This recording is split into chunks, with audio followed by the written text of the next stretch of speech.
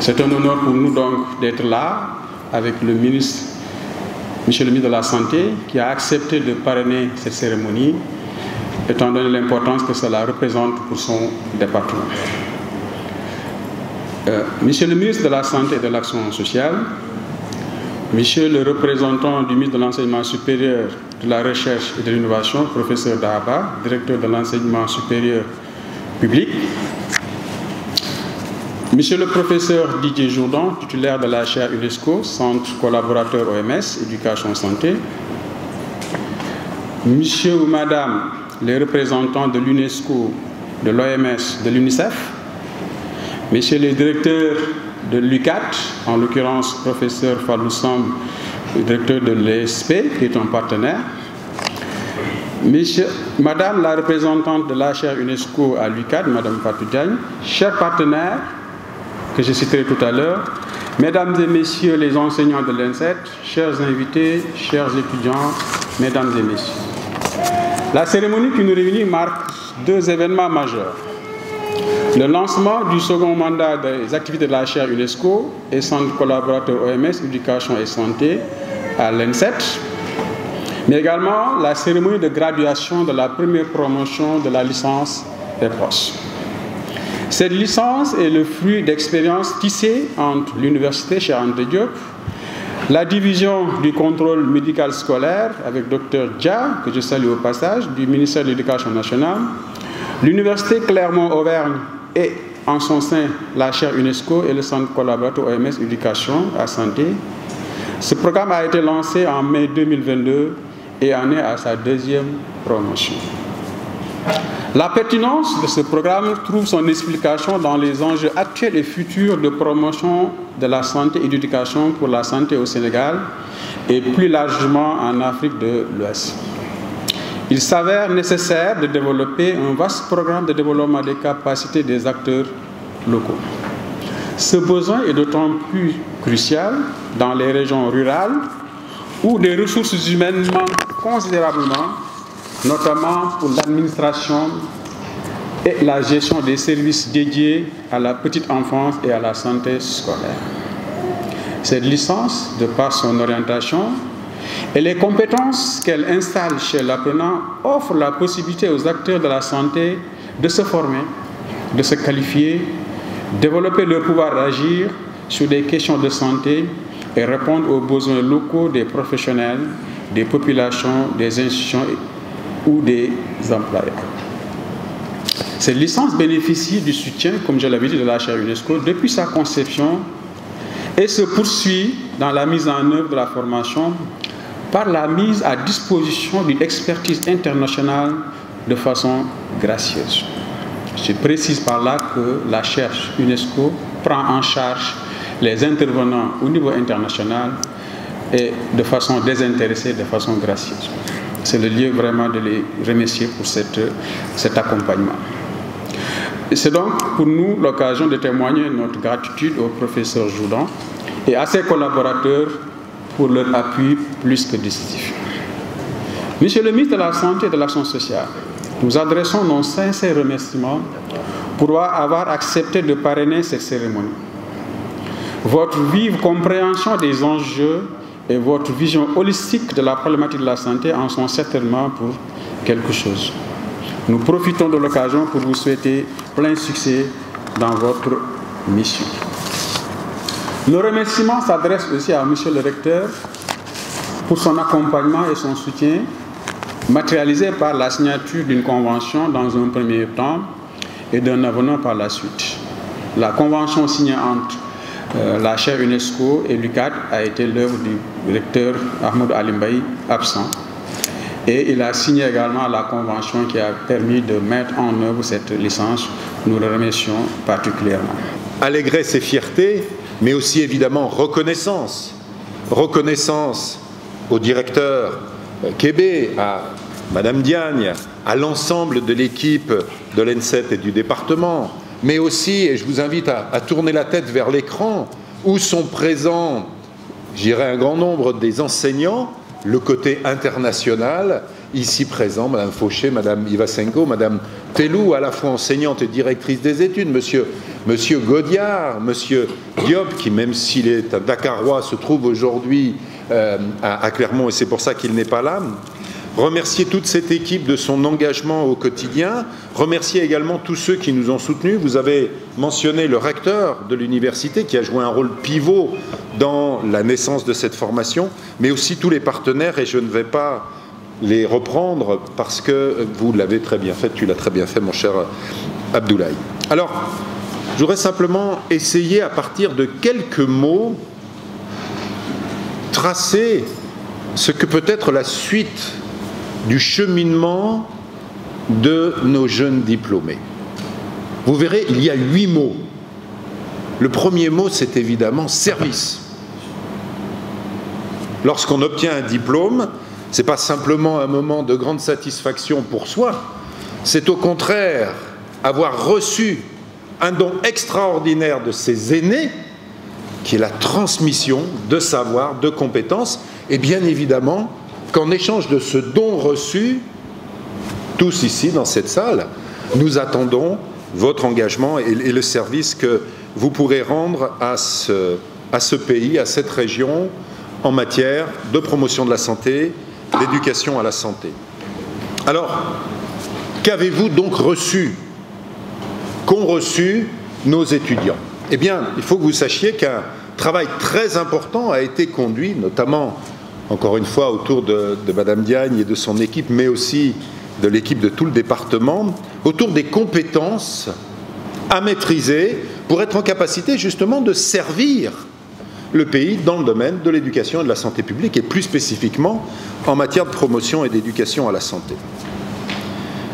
Le premier domaine, c'est celui de l'éthique. Le premier champ de compétences, avant toute compétence technique, c'est la compétence éthique et morale.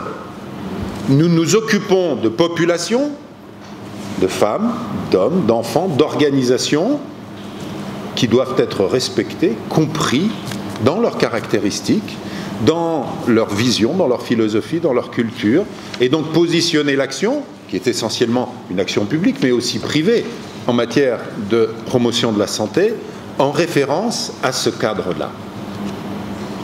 Le deuxième domaine, c'est celui des connaissances.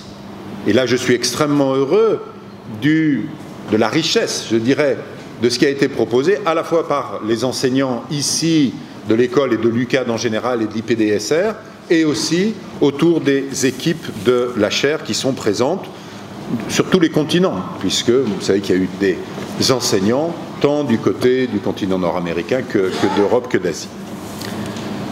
Éthique et connaissance. Et ensuite, eh bien, action. Qu'est-ce que ça veut dire aujourd'hui que servir dans le domaine de la promotion de la santé? Eh bien, première de la série des 9 compétences, c'est soutenir le changement social. On pourrait dire, mais diable, pourquoi est-ce que ce que nous vous demandons, c'est pas simplement d'implanter dans le contexte sénégalais, rural, urbain, les bonnes pratiques et les bonnes méthodes qui marchent partout? Eh bien, juste parce que ça n'existe pas. La seule chose que l'on puisse faire lorsqu'on est un titulaire de cette licence, c'est d'accompagner le changement social, prendre les gens là où ils sont, pour, avec eux, agir sur les déterminants de la santé, qu'il s'agisse des maladies non communicables, des maladies infectieuses ou de la santé mentale. Soutenir le changement social. Et là, il y a 3 mots que nous avons répétés aux étudiants toute l'année et que je vais partager avec vous et qui, je pense, vous parleront, Monsieur le ministre, c'est valoriser, mutualiser, enrichir. On n'accompagne pas un pays ou des communautés si on ne commence pas par valoriser ce qui se fait et si on arrive avec une posture arrogante. D'abord, on se tait. Vous savez, comme on dit chez nous, si Dieu nous a créés avec une bouche et 2 oreilles, c'est pas pour rien. D'abord, on se tait et on valorise. Ensuite, on mutualise, on partage et bien sûr, on enrichit. Valoriser, mutualiser, enrichir, c'est ça l'approche que nous avons de l'accompagnement du changement social et que vous porterez, vous le voyez à mes cheveux blancs, moi je suis près de la fin, vous êtes par contre au début et c'est vous qui porterez le flambeau. Deuxième compétence, plaider pour la santé. Il faut pouvoir argumenter, il faut pouvoir accompagner des structures, des communautés autour des enjeux de santé et c'est par exemple une des grandes missions de l'IPDSR. Je vois Rosalie, c'est pour ça que je le rappelle. C'est ensuite des compétences de communication, des compétences en matière de partenariat, des compétences en matière de leadership, des compétences techniques d'analyse des besoins, de planification de l'action, de mise en œuvre, d'évaluation et de recherche. Et bien voilà le programme. C'est au travers de cet ensemble de compétences que sur la base des connaissances d'aujourd'hui, dans les années 2020 et suivantes, que nous avons ambitionné de vous préparer. Mais tout cela nécessite non seulement un cerveau, mais aussi un cœur. Dans les domaines tant de la santé que de l'éducation, il est question de professionnalisme et d'engagement. Je termine donc en soulignant que le service, pour vous, et j'allais dire pour nous également, c'est à la fois être un professionnel, une professionnelle de haut niveau, et c'est être une femme, un homme engagé au service du bien commun, du pays, des communautés et des personnes. Merci de votre attention. Les données issues de la recherche sur la pandémie de Covid-19 ont rappelé combien la promotion de la santé se trouvait au cœur des enjeux socio-économiques et de développement durable. Elle a également mis en avant le fait que les mesures de santé publique ne peuvent pas être mises en œuvre sans l'engagement et la participation active des populations, mettant une nouvelle fois en évidence l'étroite intrication des secteurs de la santé, du social et de l'éducation. Nous remarquons aussi que la mise en œuvre concrète de politiques et de pratiques de prévention et de promotion de la santé se heurte à l'insuffisance des ressources humaines, en particulier dans les zones rurales. Ces enjeux sont d'autant plus prégnants au Sénégal et plus globalement en Afrique de l'Ouest, région notamment marquée par une forte croissance démographique, mettant à l'épreuve des systèmes de santé et d'éducation déjà fragiles et limités par l'insuffisance de moyens. Pour toutes ces raisons, les organisations nationales et internationales appellent unanimement à soutenir la prévention des risques sanitaires et la promotion de la santé pour le renforcement des dispositifs sanitaires et l'amélioration de l'accès aux services de base, tout en mettant des actions ciblées sur des besoins prioritaires. Et j'ai donné comme exemple la santé sexuelle et reproductive. Développer les capacités des professionnels à agir avec les communautés en contexte pour promouvoir la santé individuelle et collective, créer des écosystèmes de vie favorables à la santé, s'avère ainsi un composant essentiel pour construire la résilience des individus, des institutions et des sociétés face aux crises actuelles et futures. Ce renforcement des systèmes d'éducation et de santé, incluant tous les dispositifs formels et informels de prévention, d'éducation et de promotion de la santé, implique de disposer d'un vivier de ressources humaines formées et compétentes. Telle est précisément l'ambition de cette filière de formation, éducation et promotion de la santé EPROS. Pour une adéquation formation-emploi, une analyse détaillée des besoins a été menée entre mai 2021 et mars 2022 afin de valider la pertinence du dispositif et sa capacité à répondre de façon efficace et durable aux besoins des différents acteurs. Outre l'analyse des données disponibles, une enquête approfondie a été conduite auprès des différentes parties prenantes.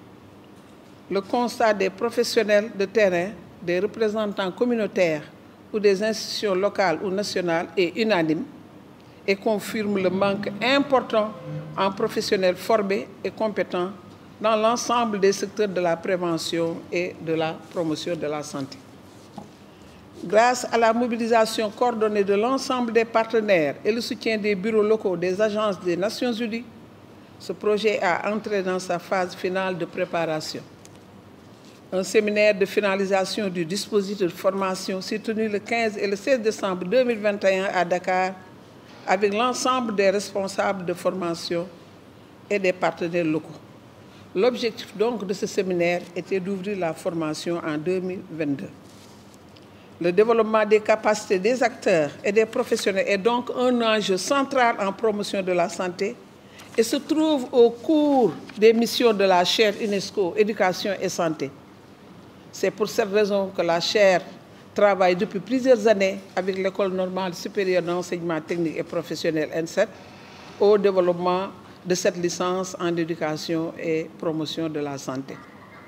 Nous pouvons conclure en disant que la mise en place de la licence EPROS est une grande opportunité dans la prise en charge des populations.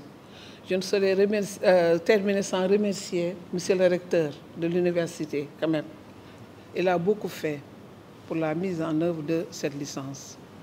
Mes remerciements aussi vont au professeur Didier Jourdan, à l'équipe de la chaire, à l'ensemble des intervenants, au directeur de l'NCTP aussi, même avant directeur, quand même, il m'accompagnait pour régler certains problèmes, surtout pour la mise en place de cette chaire UNESCO.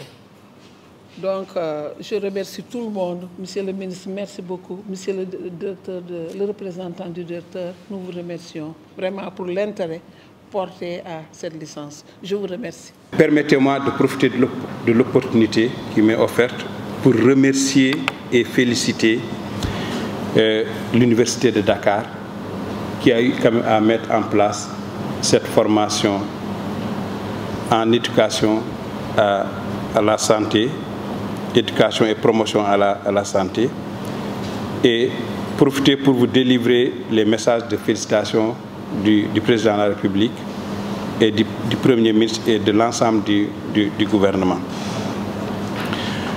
Cela est d'autant plus important aux yeux du gouvernement que l'éducation et la promotion de la santé sont considérés comme un levier de transformation systémique. Parce que vous avez entendu dans tous les discours qu'on parle de transformation systémique. On ne peut pas faire une transformation systémique en laissant à côté la santé. Et la transformation de la santé, pour moi, passe aussi par l'éducation, par la promotion de la santé. Donc vous avez un rôle important à jouer et vous êtes appelés à jouer ce rôle-là. Parce qu'on va faire face à des maladies qui vont coûter de plus en plus cher en termes de prise en charge. C'est pourquoi on dit mieux vaut prévenir que de guérir. Et le système de santé qu'on a ne doit pas seulement être résumé à soigner les gens quand ils sont malades. Il faut aussi agir en amont pour aider à éviter beaucoup de maladies, beaucoup de pathologies qui peuvent être évitées. Et on va faire face à un lourd fardeau. Et ce lourd fardeau, c'est le cumul de pathologies. Je me réjouis beaucoup pour vous, parce que je pense que ça pourra être une des premières innovations et de voir la collaboration qu'on pourra établir dans le cadre du ministère de la Santé. Et je le disais la dernière fois quand les représentants de l'école sont venus me voir et dit qu'on va essayer de tester un certain nombre d'étudiants pour les mettre en rapport avec le service national d'éducation sanitaire sociale et voir s'ils peuvent nous aider à développer des messages qui vont être utilisés comme des référentiels de communication pour les changements de comportement dans le domaine de la santé, mais en ciblant aujourd'hui un certain nombre de maladies. Vous voyez l'insuffisance rénale, qu'est-ce que ça fait au niveau de nos sociétés. Vous voyez aujourd'hui les questions des cancers en relation avec la dépigmentation. Parfois, c'est une question de mentalité qu'il faut changer. Et je pense que vous avez un rôle important à jouer. Et soyez conscients de ce rôle-là. Et nous, au niveau du gouvernement, on mettra en œuvre tout ce que l'on peut pour que ceux qui sont issus de ces formations-là puissent quand même être insérés dans le processus de politique au niveau du ministère de la Santé. Donc ce sont ces mots-là que j'étais venu vraiment partager pour les encourager, mais aussi pour leur dire que la formation qu'ils ont eu à faire est extrêmement importante et qu'elle est venue à son heure, parce qu'on a besoin de changer de paradigme dans le domaine de la santé. Parce que quand on parle de la santé, il y a plusieurs dimensions. comme je l'ai dit auparavant, ce n'est pas seulement la lutte, ce n'est pas seulement le fait de soigner les gens à l'hôpital, parce que souvent, quand il y a la maladie, c'est parce que la santé a échoué quelque part. Parce que si la prévention marche, je ne dirais pas qu'il n'y aura pas de malades, il y en aura toujours, mais on va réduire au maximum le nombre de personnes qui pouvaient tomber malades. Et je pense qu'il y a énormément de défis qui vous attendent pour votre futur. Et merci beaucoup. L'école normale supérieure d'enseignement supérieur technique et professionnel est une école d'excellence et ne forme que d'excellents profils dans ces 5 départements, avec un effectif de 500 étudiants environ. Et nous savons qu'il y a souvent 17 nationalités qui ont été accueillies dans cet établissement. Donc, c'est quelque chose de fondamental, c'est quelque chose de très important. Monsieur le ministre de l'Enseignement supérieur, de la Recherche et de l'Innovation, Dr El Hadj Abdrahmane Diouf, empêché, magnifie la dynamique dans laquelle vous vous êtes toujours inscrit et engagé. Grâce à vos partenaires stratégiques que sont la chaire UNESCO et le centre collaborateur OMS, Éducation Santé, cette dynamique a abouti à la mise en place d'une licence professionnelle en éducation et promotion de la santé, positivement sanctionnée par la cérémonie d'aujourd'hui. Monsieur le ministre de l'Enseignement supérieur, de la Recherche et de l'Innovation, Dr El Hadj Abdrahmane Diouf, marque toute sa fierté à l'endroit de toutes les autorités ici présentes, au corps enseignant et aux étudiants de l'établissement. Il adresse ses chaleureuses félicitations aux récipiendaires qui constituent la première promotion au titre de l'année académique 21-22 et leur souhaite une excellente suite dans leur carrière et dans leur vie professionnelle. Je m'excuse d'être bref parce que je suis tenu par le protocole. Je suis juste un représentant.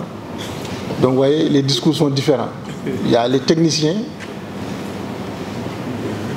les maîtres d'œuvre, il y a l'administration, mais aussi il y a le protocole. Donc je vous remercie de votre aimable attention. Je rends hommage, j'allais dire nous rendons hommage particulièrement à une dame, Madame Fatou Diagne Ndiaye, qui représente la chaire, qui est enseignante à la retraite à l'ENSET, qui a semé la graine de cet arbre dont nous récoltons aujourd'hui les fruits et qui fait de nous quand même un établissement qui a une certaine fierté par rapport à cette prouesse. Je remercie également tous les partenaires institutionnels que je vais citer. Nous avons la chaire UNESCO, je ne cesserai jamais de le répéter, la Fondation Université de Clermont-Auvergne, le réseau francophone international pour la promotion de la santé, REFIS, l'Institut de population, développement de la santé et de la reproduction, l'IPDSR, représenté par la directrice Mme Rosalie Diop, la division du contrôle médical scolaire avec le Dr Dia, j'espère qu'il est là où il est représenté, la plateforme Rawal Akjam également qui appuie cette licence. Aux lauréats, je dis félicitations pour votre réussite. Vous avez fait preuve de persévérance et de sérieux face aux contraintes professionnelles et également aux rigueurs de la formation. C'est le lieu vraiment de vous rendre hommage pour avoir accepté d'être nos cobayes, entre guillemets, notre champ d'expérimentation pour ce nouveau programme. Nous espérons que le programme a répondu ou bien répondra à vos attentes et que les compétences acquises vont vous servir ou bien vous servent déjà dans votre poste de travail. Aux étudiants actuels, deuxième promotion, j'adresse mes encouragements. Je vous invite à prendre exemple chez vos aînés pour mener à terme cette formation qui demande une certaine rigueur, qui demande une certaine résilience. Mais vous avez tous nos encouragements et l'accompagnement de l'ENSET. Mes remerciements, encouragements et félicitations à l'équipe de l'ENSET, avec à sa tête Madame Tchao, chef du département économique familial qui est le siège de cette formation, avec ses collaborateurs, notamment Dr Ahmed Diagne et récemment Dr Bahoum qui a rejoint l'équipe, pour leur gestion et pour la collaboration franche dont ils ont fait montre durant ces 2 années de déroulement de programme. À nos invités, merci d'avoir été présents pour l'accompagnement. Merci à tous les collègues pour le soutien constant envers la direction, mais également envers les formations que nous menons. Je vous remercie de votre aimable attention. Merci. Monsieur Abdoulaye Kébé, directeur de l'INSEPT, Dr Baba Dieye Diagne, directeur des études de l'INSEPT, professeur Didier Jourdain, titulaire de la chaire UNESCO Éducation et Santé, Centre OMS, professeur Ousseinouka, directeur de l'UFR de la Santé et Développement durable de l'Université Alioune Diop de Bambey, Dr Serigne Diouf, directeur des opérations de la couverture sanitaire universelle, chers formateurs, membres du personnel de l'INSEPT, chers camarades étudiants, distingués invités, parents, chers tous en vos grades, titres et distinctions respectifs, bonjour.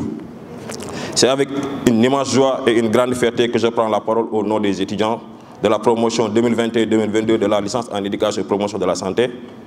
Nous sommes honorés de vous accueillir à cette cérémonie qui marque l'aboutissement de nos efforts et la reconnaissance de notre engagement envers la promotion de la santé. Nous tenons tout d'abord à exprimer notre gratitude à nos invités distingués et aux autorités qui ont fait le déplacement pour partager ce moment important avec nous. Un merci particulier au directeur de l'INSEPT qui, par son soutien indéfectible à tout le personnel administratif dont le travail et la persévérance ont rendu ce programme possible. Nous sommes profondément reconnaissants aux parties prenantes de cette licence, à la communauté de la chaire UNESCO, Centre collaborateur OMS représenté par le professeur Didier Jourdain, pour leur collaboration précieuse qui a enrichi notre parcours académique. Vos contributions ont été essentielles pour garantir l'excellence de notre formation. Félicitations et merci à vous, Madame Fatou Diagne, représentante nationale de la chaire UNESCO Éducation et Santé, Centre collaborateur OMS, qui depuis des années n'a ménagé aucun effort pour l'implantation et la reconnaissance de cette licence au Sénégal. À nos formateurs, nous disons un grand merci. Vous avez partagé vos connaissances avec passion et patience. Et vous nous avez guidés à chaque étape de notre apprentissage. Votre dévouement a été une source d'inspiration pour nous tous. Cette licence en éducation et promotion de la santé représente bien plus qu'un simple diplôme pour nous. Elle symbolise un véritable engagement à améliorer les conditions de santé et de bien-être de nos communautés. En acquérant des compétences clés, nous nous sommes préparés à relever les défis actuels et futurs de la santé pour tous. Nous avons appris à concevoir et à mettre en œuvre des stratégies d'intervention fondées sur les meilleures connaissances disponibles, toujours dans l'optique de réduire les inégalités de santé et de promouvoir l'équité. Les compétences que nous avons développées ne se limitent pas à des connaissances théoriques et nous ont également permis de devenir des agents du changement, capables de travailler dans divers contextes pour améliorer la qualité de vie des populations. Nous sommes prêts à intervenir dans les écoles, les communautés, les institutions de santé, les entreprises, les ONG, les centres sociaux, avec pour mission de promouvoir des environnements favorables à la santé et d'aider les populations à acquérir des connaissances et des compétences pour une meilleure contrôle de leur santé.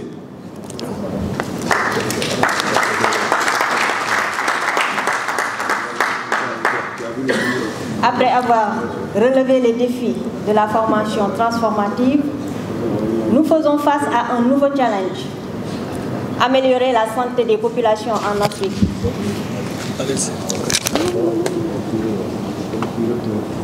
Améliorer la santé des populations en Afrique, en particulier au Sénégal. Assurer la santé pour tous en abordant de manière holistique les déterminants sociaux, économiques, environnementaux et politiques.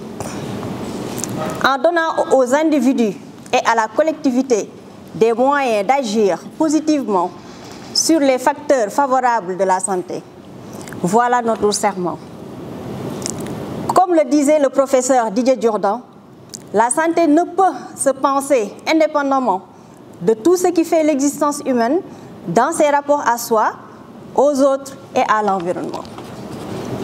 En ces termes, en ces temps où les défis sanitaires sont nombreux et complexes, nous mesurons l'importance de notre rôle.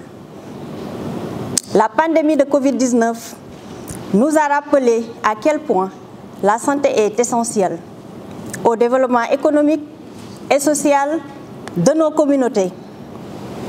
Nous savons désormais que notre action collective est indispensable pour bâtir un monde plus juste et plus sain. Pour un système sanitaire de protection sociale efficace, efficient et à moindre coût, tel que mentionné dans le projet du nouveau gouvernement du Sénégal. Chères autorités, nous, premiers diplômés de la licence 3 en éducation et promotion de la santé, EPROS, sollicitons votre attention sur l'importance de notre intégration et l'implication dans l'élaboration de l'exécution des politiques de santé visant à améliorer la qualité de vie du plus grand nombre. Cette intégration sera non seulement une source de motivation, d'engagement pour les générations futures, mais surtout une grande opportunité pour notre promotion de mettre en pratique toutes les richesses acquises au cours de notre formation. Pour conclure, permettez-nous de réitérer nos remerciements à tous ceux qui ont contribué à notre réussite. Mention spéciale à une personne formidable qui a su nous motiver et nous guider vers la réussite. Je veux nommer Madame Tinga Chelou de la chaire UNESCO. Merci. Un grand merci à vous, Tinga. À nos familles et amis, merci pour votre soutien constant. À nos formateurs et administrateurs, merci encore pour votre engagement. Et à mes chers camarades, félicitations pour votre persévérance et votre détermination. Ensemble, nous avons franchi une étape importante et je suis convaincue que nous continuerons à faire la différence dans le domaine de la santé. Merci de votre aimable attention.